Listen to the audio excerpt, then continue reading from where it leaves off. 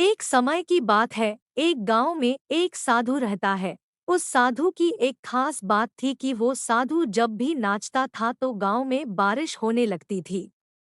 गांव वालों को जब भी बारिश की जरूरत होती थी वो उस साधु के पास जाकर उससे विनती करते कि दया करके आप नाचना शुरू कर दे, और जैसे ही साधु नाचना शुरू करता वैसे ही गांव में बारिश शुरू हो जाती थी।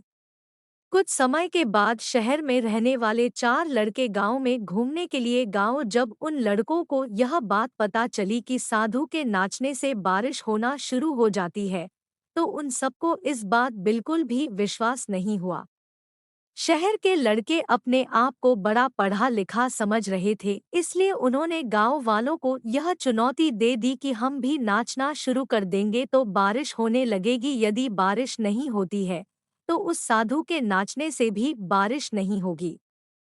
दूसरे दिन प्रात गांव वाले उन चारों लड़कों को साधु की कुटी में लेकर पहुंच गए और फिर साधु से सारी बात को विस्तार से बताया। फिर उन लड़कों ने नाचना शुरू कर दिया। थोड़ी देर के बाद पहला थककर बैठ गया, लेकिन बारिश नहीं हुई। कुछ समय के बाद सभी लड़के बारी बारी से थकते चले गए और शांत होकर बैठ गए, लेकिन गांव में बारिश बिल्कुल भी नहीं हुई।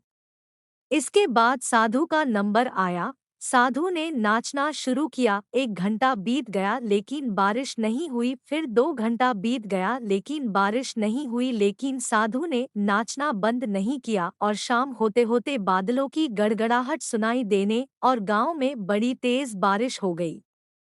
शहरी लड़के यह सब देखकर हैरान रह गए और उन्होंने साधु से तुरंत क्षमा मांगी और साधु से पूछा, बाबा ऐसा कैसे हो गया कि हमारे नाचने से बारिश नहीं हुई लेकिन आपके नाचने से बारिश होने लगी। साधु ने उन लड़कों को बताया, जब मैं नाचता हूँ तो दो बातों पर ध्यान देता हूँ।